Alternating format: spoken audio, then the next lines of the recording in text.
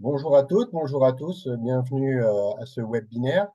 Moi, je vous propose tout simplement de faire une petite présentation de 30 minutes pour après enclencher des questions-réponses pour parler de choses peut-être plus concrètes. Voilà. Donc, l'objectif, c'est de vous partager mon expérience du marché allemand que je côtoie depuis maintenant plus de 25 ans en tant que dirigeant d'entreprise, de directeur commercial, mais aujourd'hui en tant que consultant. Euh, alors, pourquoi j'ai choisi cette photo? Je pense que beaucoup le reconnaîtront. Nous sommes, voilà, je suis strasbourgeois ou pas loin de Strasbourg, alsacien, et du coup, on a un très beau pont qui nous sépare de l'Allemagne, le pont de Quelle que vous reconnaîtrez peut-être. Et c'est juste pour vous dire que pour nous, Alsaciens ou même Français, ce pont est symbolique, mais on se rend compte qu'on est juste à côté d'un autre pays qui est l'Allemagne. Mais pour les dirigeants que j'accompagne et que je rencontre, même alsaciens ou pas alsaciens, c'est quand même très difficile ou compliqué et ardu de faire des affaires avec les Allemands. Alors, ce qui est marrant aussi, c'est de dire que bah, les Allemands aiment beaucoup la France. Ils aiment aussi beaucoup les Français et le savoir-vivre français. Par contre, pour faire des affaires, c'est à la fois plus compliqué pour nous Français, mais également pour les Allemands qui ont peut-être un peu de mal à nous faire confiance dans une relation d'affaires. Donc, c'est tout simplement, moi, je veux dire, le diagnostic que j'en fais ou je veux dire, la conclusion que j'en fais, c'est me rendre compte que tous les gens, les dirigeants que je rencontre aujourd'hui, on se casse souvent les dents pour tout simplement s'exporter vers l'Allemagne. Et l'objectif d'aujourd'hui, c'est vous donner des clés pour pouvoir y parvenir, tout simplement. Alors, j'aime beaucoup cette analogie. Il y en a qui vont peut-être rigoler, mais c'est l'analogie de l'Allemagne et un peu cette histoire de la noix de coco. La noix de coco, je ne sais pas si vous avez déjà essayé de la casser sur votre terrasse ou même sur une pierre, c'est pas évident. Et ben, l'Allemagne, c'est un peu pareil. C'est quand même un marché qui est très difficile à pénétrer et donc ben, difficile aussi ben, de la casser. Mais par contre, quand on l'a ouverte ou quand on a pénétré le marché, on se rend compte que c'est un marché qui est plutôt juteux et très intéressant pour les entreprises. Voilà un petit peu l'analogie. Alors, c'est une analogie, moi je préfère une autre que je vais vous partager, c'est celle de la montagne. Je ne suis pas un fan de montagne, mais je trouve que quand on est dirigeant d'entreprise, déjà quand on va en Allemagne, ben, on est obligé d'aller en équipe. Donc, quand on tout simplement fait une expédition sur un sommet, c'est la même chose. On est obligé d'emmener des gens qui vont pouvoir vous aider lorsque vous gravissez ce sommet. Donc, c'est important d'aller en équipe, mais c'est aussi sortir de sa zone de confort, parce que ce n'est pas obligatoirement quelque chose dans laquelle on est vraiment à l'aise. C'est ne pas aller dans l'improvisation, parce que l'improvisation, alors là, l'expédition, c'est mort, il faut se préparer. Donc ça, c'est fondamental. Et puis après, c'est tout simplement apprendre aussi à gérer ses frustrations. Parce que quand le temps, il y a là une tempête, qu'est-ce qui se passe?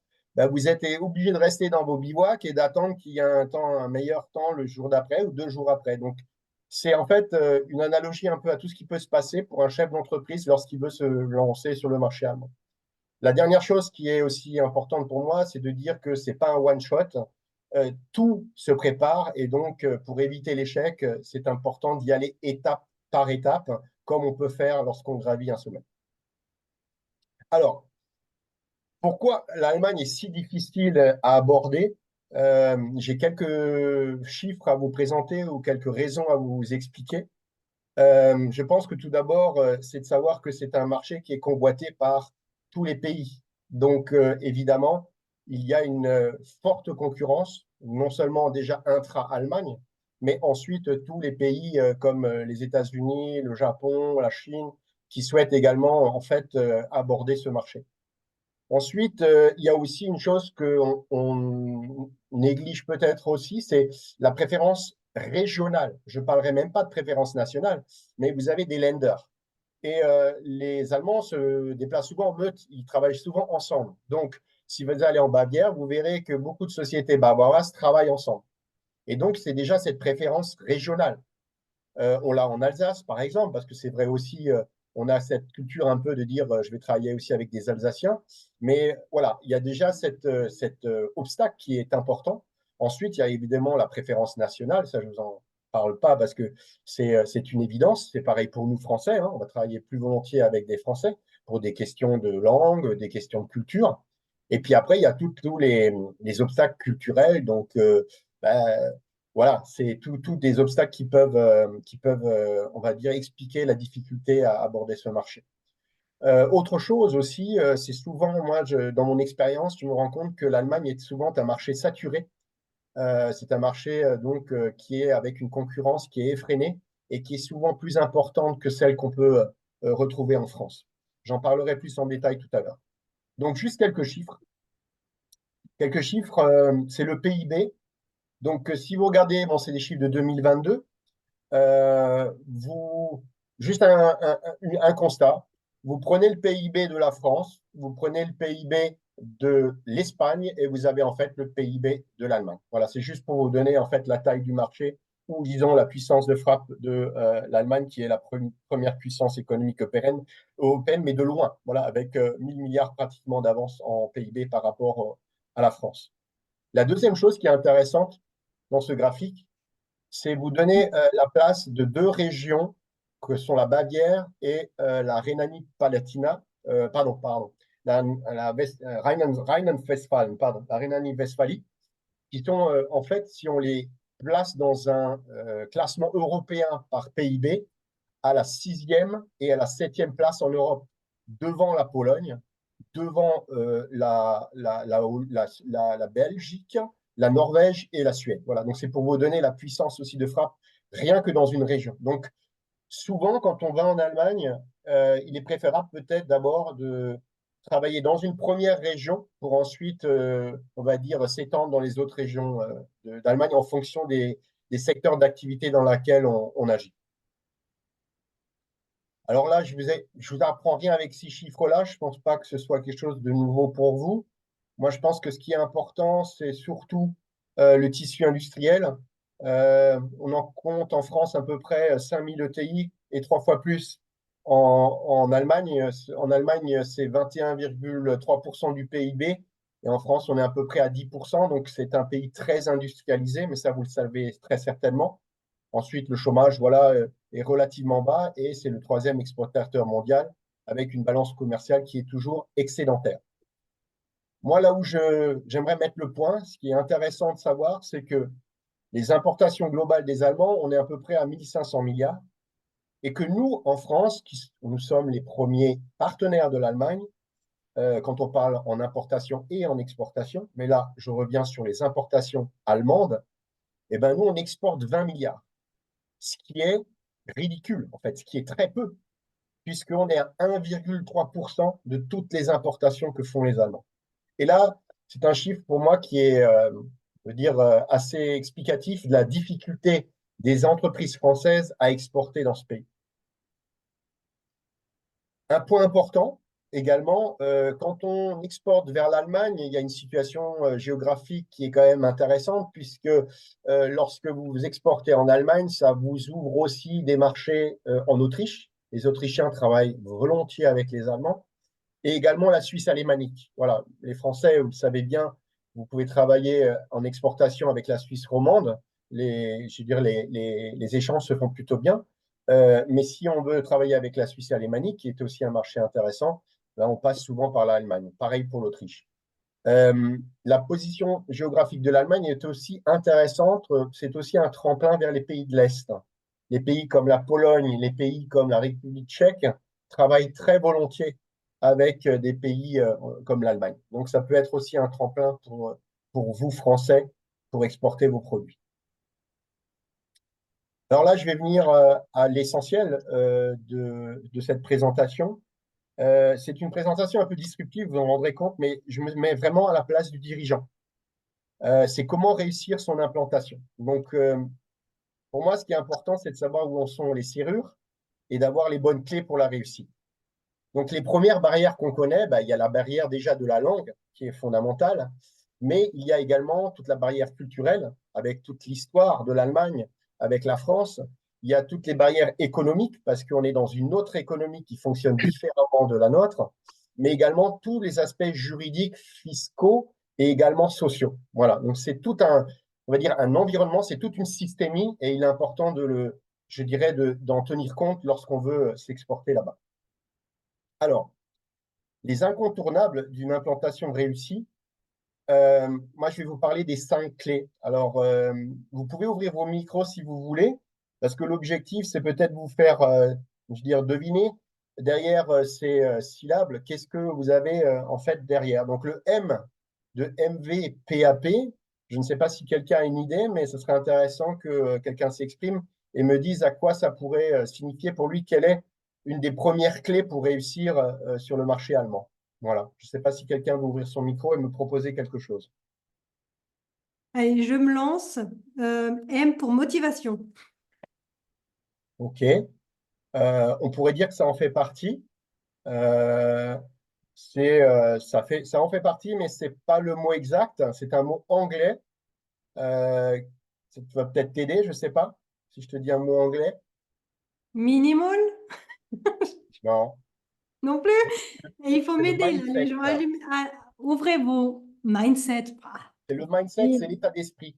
Pour moi, il est essentiel qu'un chef d'entreprise ait un état d'esprit. Un état d'esprit qui va être comme quand on veut gravir la montagne, c'est-à-dire un dirigeant qui est conquérant, un dirigeant qui est un compétiteur et qui est prêt à relever le challenge. Donc, il faut qu'il croie qu'il est en capacité de pouvoir, on va dire, vendre ses produits ou son offre sur le marché allemand. C'est fondamental d'avoir cet état d'esprit. Et cet état d'esprit, ça veut dire quoi? Ça veut dire, en fait, d'abord, on part d'une feuille blanche. Donc, il faut avoir des convictions, il faut avoir voilà, des connaissances quand même, même si elles sont, on va dire, encore relativement faibles, mais avoir quand même ouais, une perception du marché qui puisse donner de l'allant, tout simplement. Donc, exporter, c'est exporter non pas par opportunité, ce que je rencontre très souvent, mais c'est vraiment par conviction, être convaincu qu'il y a un marché pour son entreprise et qu'on peut faire du business là-bas. Donc, ça, c'est le premier état d'esprit, je veux dire, facteur d'état d'esprit que je trouve indispensable. Et ensuite, c'est aussi cette ouverture d'esprit. On est français, oui, c'est très bien, mais en Allemagne, on ne va pas pouvoir transposer son modèle économique français en Allemagne. Il va falloir peut-être se remettre en question. Il va falloir comprendre comment ça fonctionne. Il va falloir accueillir des différences et composer avec les différences. Donc, cet état d'esprit, cette ouverture d'esprit pour un dirigeant est une clé de succès, on va dire, à l'exportation des produits ou une implantation en Allemagne. Et le troisième point, mais ça, vous le savez certainement aussi, c'est être prêt à investir dans un, pas à court terme, mais c'est minimum moyen ou long terme. Et assumer un risque peut-être d'échouer. Voilà, donc pour moi, c'est un investissement, pas le voir comme un coût, évidemment, mais vraiment un investissement qui est nécessaire. Il faut savoir que le marché allemand, pour la plupart des domaines d'activité, on parle de 2 fois, voire 3 fois le marché français. Donc voilà, c'est mettre, on va dire, en face les moyens et un budget qui correspond à vos ambitions. Est-ce qu'il y a des questions sur cette première clé qui est l'état d'esprit ou un commentaire que quelqu'un veut nous partager? apparemment, ni commentaire, ni Non? question. OK. Si on parle du V, est-ce qu'il y a quelqu'un dans la salle qui est également dirigeant et qui a peut-être, ou autre, hein, quelqu'un qui est dans la salle qui pourrait nous proposer quelque chose à quoi pourrait correspondre la deuxième clé du V? Non? Marraine, t'as pas une idée ou René Pierre? J'aurais dit volonté. OK.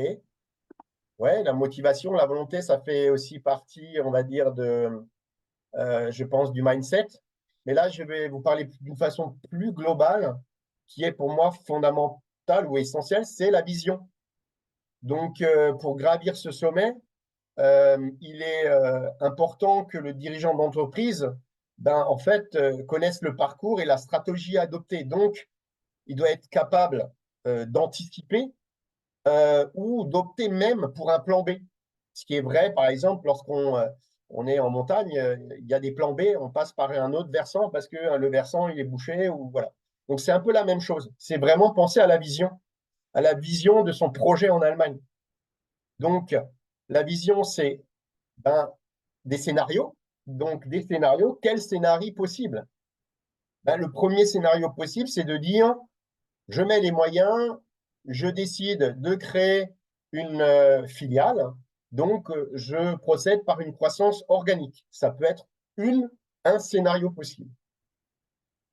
Pour d'autres, ça va être une croissance externe, ça veut dire une opportunité de rachat. Donc, je me mets en mode observation, j'ai des gens à la limite qui travaillent pour moi et qui se mettent en mode chasseur en regardant s'il y a à la limite une société qui est dans un domaine complémentaire au mien ou qui est dans un concurrent direct, je puisse peut-être avoir l'opportunité de le racheter sur le marché allemand.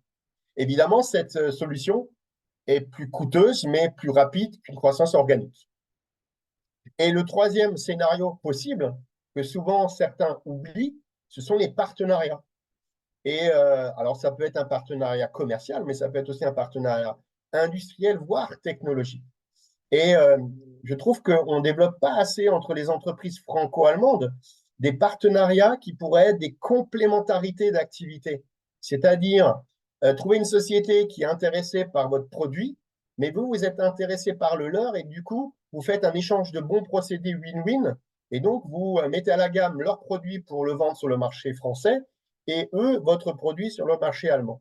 Et souvent, les entrepreneurs oublie ces possibilités de partenariat qui sont des moyens formidables de développer son activité sur le marché allemand ou même de renforcer sa position sur son propre marché donc en France. Donc la vision, c'est la deuxième clé qui me semble fondamentale, je veux dire, essentielle. Troisième clé, je ne sais pas si quelqu'un souhaite s'exprimer. J'en ai parlé juste lors de ma première slide avec la montagne, mais il y a une chose qui est aussi importante quand on va sur le marché allemand. Je ne sais pas si quelqu'un veut nous exprimer, mais le P, à quoi ça pourrait correspondre? Lucie, il écrit préparation. Ouais, c'est exactement ça. C'est préparez-vous. Préparez-vous comme un sportif. Vous voyez, petit bonhomme là qui fait ses exercices, et ben, c'est exactement la même chose. Un sommet, une montagne, on ne la gravit pas sans se préparer. Donc, le dirigeant, il doit être prêt mentalement, mais aussi physiquement. Il doit être dans les meilleures conditions pour réussir. Donc, pas d'improvisation. Ça, de toute façon, c'est voué à l'échec. Donc, quand on dit se préparer, c'est se préparer comme des professionnels. J'ai mis dit Profis, je ne sais pas si vous connaissez, mais c'est un film allemand qui était très connu pendant une époque. À mon époque, je suis déjà vieux. Mais voilà, c'était les professionnels. Et en fait, un chef d'entreprise peut être professionnel de son métier dans son pays, en France. Je ne remets pas en cause ça. Par contre, quand on arrive en Allemagne, on n'arrive pas comme un débutant, mais presque parce qu'on n'est pas dans le même marché. Et du coup, on recommence un petit peu à zéro. Donc, la première chose à faire quand on se prépare, c'est devenir un professionnel de son métier, mais dans le pays en question. Donc, comment on procède? On procède déjà, il y a un truc qui s'appelle le web, il y a un truc qui s'appelle les sites Internet, il y a un truc qui s'appelle tout ce qui est information digitale qui sont à votre disposition, que vous pouvez utiliser déjà pour faire une préanalyse, voir quels sont vos concurrents, quels sont les salons, voilà, plein de choses qu'on peut préparer. On a tendance à négliger cette phase préparative, mais elle est vraiment aussi un gage de succès pour après. Alors, ce qui est aussi intéressant en Allemagne, c'est que sur les outils digitaux et notamment les sites Internet, les Allemands sont beaucoup plus ouverts. Beaucoup plus ouverts, j'entends, vous allez avoir les interlocuteurs, leur numéro de téléphone, leur mail. Vous allez avoir également des détails sur leurs nouveautés, les produits, les fiches techniques, toutes ces choses-là. Ils sont beaucoup moins fermés que nous. Ils sont beaucoup plus ouverts parce qu'ils savent que si un client est intéressé, il a besoin déjà de toutes les documentations pour se faire une idée du produit. Et du coup, on a un accès au produit, un accès, on va dire, au savoir-faire de l'entreprise qui est plus facile d'accès qu'en France.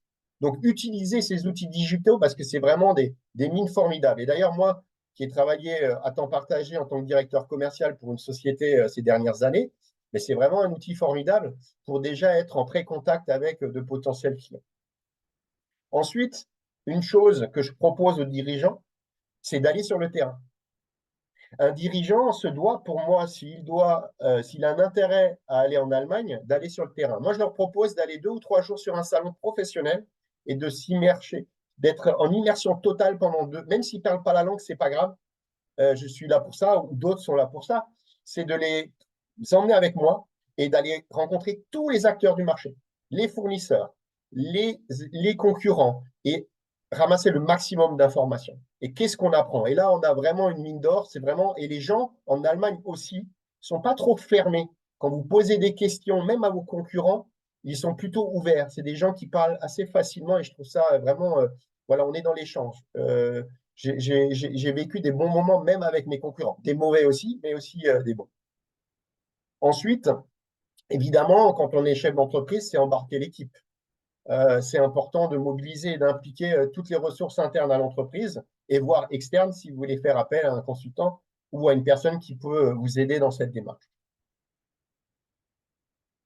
Alors, en Allemagne, ça fonctionne différemment. Alors, on a des spécialistes de l'interculturel ici, je pense à ma reine, mais à d'autres, ça fait 25 ans que je travaille avec les Allemands.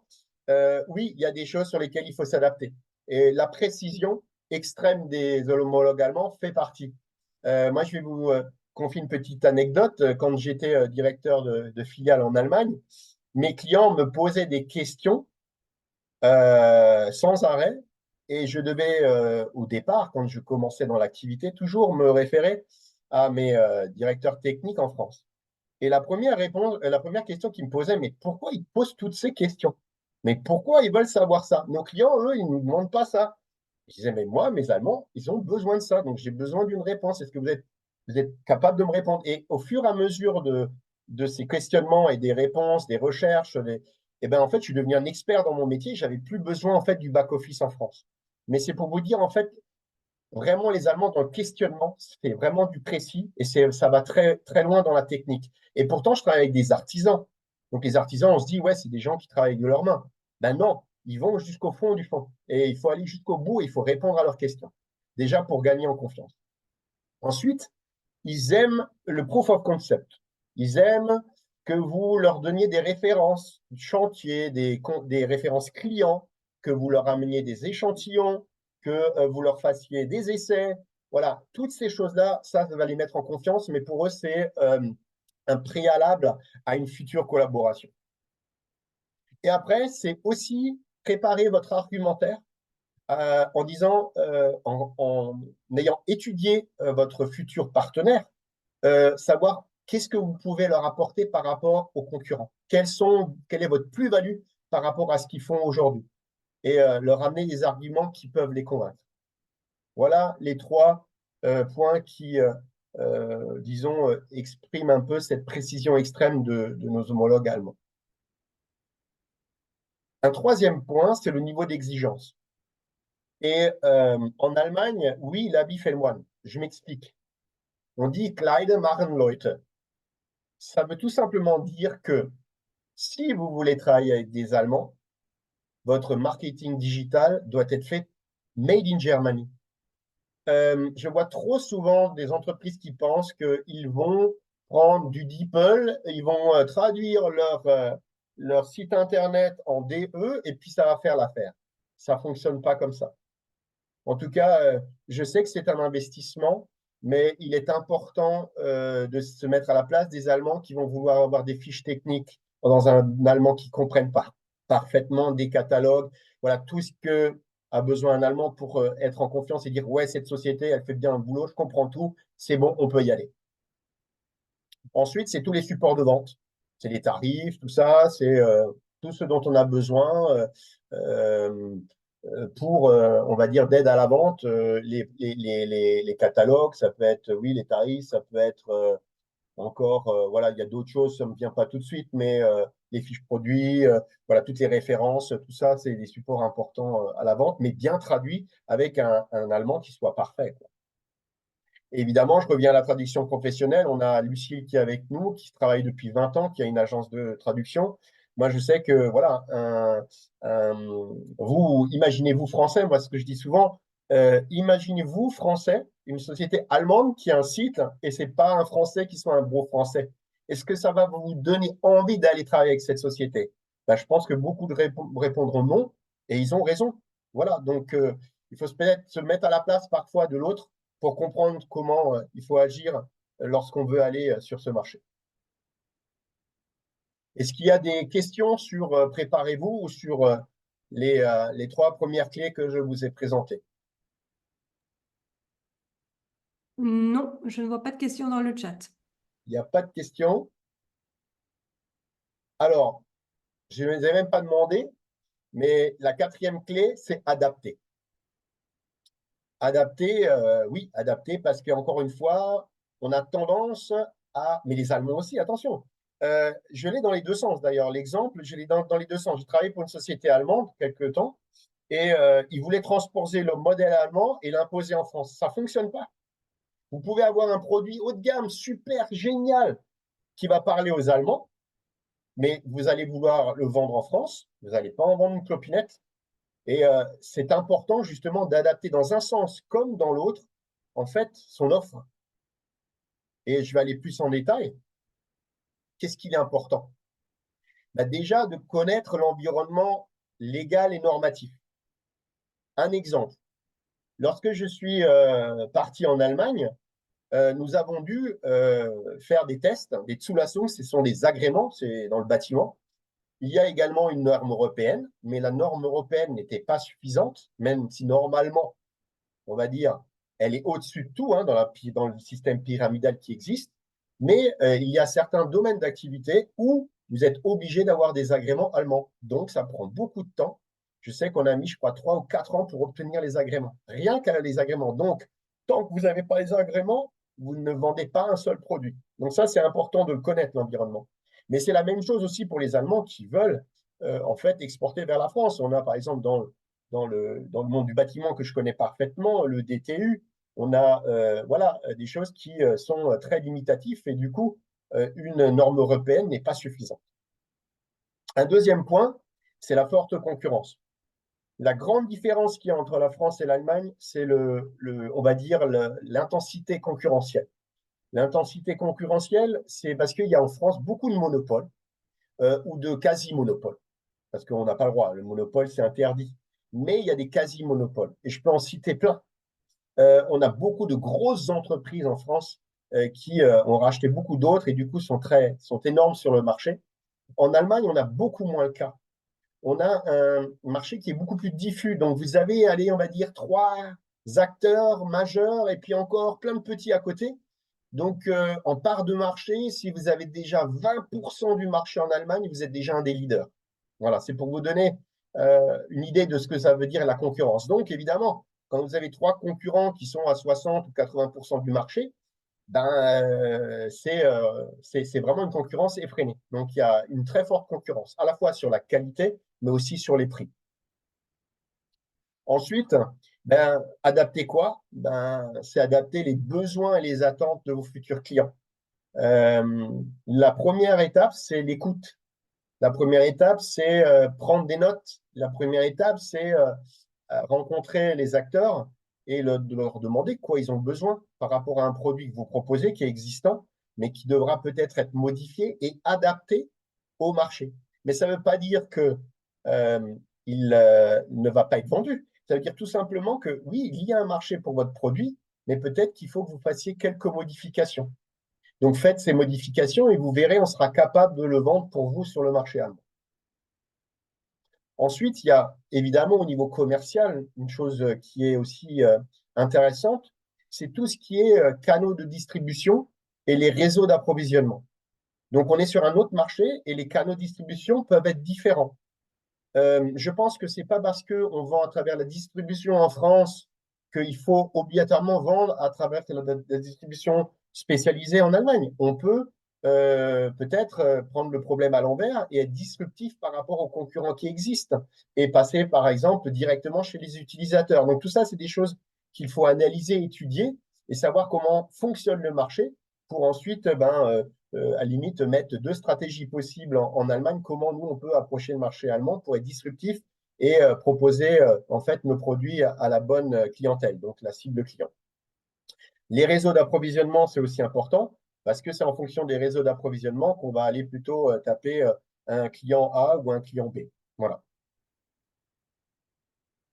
Dernier point, c'est aussi la manière de communiquer. Donc, évidemment, maîtriser la langue de Goethe, bah, écoutez, c'est l'idéal. C'est l'idéal. Négocier en anglais, oui, mais franchement, honnêtement, connaissant les Allemands, ça va.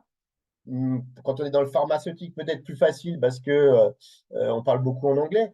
Mais l'avantage de parler la langue, c'est que c'est un accélérateur. Donc, si vous avez des gens qui parlent la langue et qui parlent très bien, bah, ça va faciliter beaucoup la relation. D'ailleurs, prenez le cas, si vous avez un Allemand qui parle bien le français, vous allez plus facilement travailler avec lui que s'il ne le faisait pas. Et si vous étiez obligé de parler en anglais, on perd beaucoup de temps aussi. Ensuite, c'est important de rester concerné, c'est-à-dire de considérer les Allemands et de considérer aussi ce qu'ils vous disent, de proposer des solutions à leurs problématiques, parce que les problématiques vont être différentes des vôtres en France. Donc ça, l'interaction et la considération, c'est quelque chose d'important pour eux, et donc il est important de nourrir. Une autre chose à laquelle je suis souvent confronté, c'est la réactivité. Je vais vous donner un exemple. Là, ma patronne, il y a un an, ou ma patronne, la personne pour laquelle j'ai travaillé en tant que directeur commercial, on avait des fournisseurs en France, elle ne comprenait pas que les fournisseurs ne soient pas capables de répondre dans les 24-48 heures. Elle devenait folle. Elle devenait folle. Elle me demandait, j'en sais pas, il faut que tu les appelles, c'est pas possible. Donc, la réactivité, c'est un point vraiment stratégique. C'est pour ça que quand on fait le pas vers l'Allemagne, pensez à votre back-office, pensez à des gens qui sont capables de répondre en allemand, qui sont capables aussi de répondre aux questions. Ensuite, une petite question culturelle également, c'est être direct. Les Allemands sont rationnels et pragmatiques. Donc, quand ils vous disent quelque chose, ne le prenez pas personnellement. C'est pas visé directement à votre personne. C'est juste leur façon de communiquer qui est différente de la nôtre. Nous, on n'est plus dans l'émotion. On est plus sur le personnel. Les Allemands vont vous dire des choses, ça va peut-être vous choquer, mais c'est pas pour vous faire mal. C'est parce qu'ils veulent faire avancer les choses et c'est leur mode de fonctionnement. Donc, accueillir en fait ces remarques qui peuvent parfois vous bousculer. Alors, juste un petit schéma pour vous expliquer un peu la différence la différence, comment faire des affaires avec des Allemands, comment les critères de choix d'un partenaire commercial entre un Allemand et un Français. Ben, si on va en Allemagne, la forme a beaucoup d'importance. C'est-à-dire comment vous allez présenter vos produits, comment vous allez présenter vos services, votre entreprise. Pour eux, c'est la forme a son importance. Donc, voilà, ça, c'est quelque chose qu'il faut soigner, absolument. Ensuite, ils vont attacher de l'importance, évidemment, à votre expérience, à votre savoir-faire, à votre qualité, à vos cas concrets, à vos références clients, voilà, au proof concept. Tout ça, c'est le deuxième critère dont il veut tenir compte. Et ensuite seulement, tout ce qui est lié au contact, à la personne et à la confiance. Par contre, si on va en France, on aura un schéma qui est différent parce qu'on est plus dans l'émotion, on est des latins, et du coup, on fonctionne différemment. Donc, on va être plus dans le contact personnel, dans la confiance, pour commencer, pour ensuite parler de l'expérience, du savoir-faire, de la qualité, des cas concrets, voilà, de toutes ces choses-là, pour finir plus vers la présentation. À la limite, on va attacher peut-être moins d'importance à la présentation, c'est pas ce qui va nous freiner. Voilà. Donc, c'est évidemment, ici, c'est des choses, je dirais, c'est des vues globales que je vous propose, mais c'est vraiment des traits de caractère qui sont plus que éprouvés. Et je pense que les personnes qui travaillent dans l'interculturel, je dirais, reconnaîtront beaucoup de traits que j'ai dessinés pendant cette présentation. Alors, le dernier, je ne sais pas si je vous mets au défi de le trouver, ça serait sympa que quelqu'un se manifeste et me propose la dernière clé de la réussite du marché allemand. Alors, Est-ce que quelqu'un... Marcus dit people.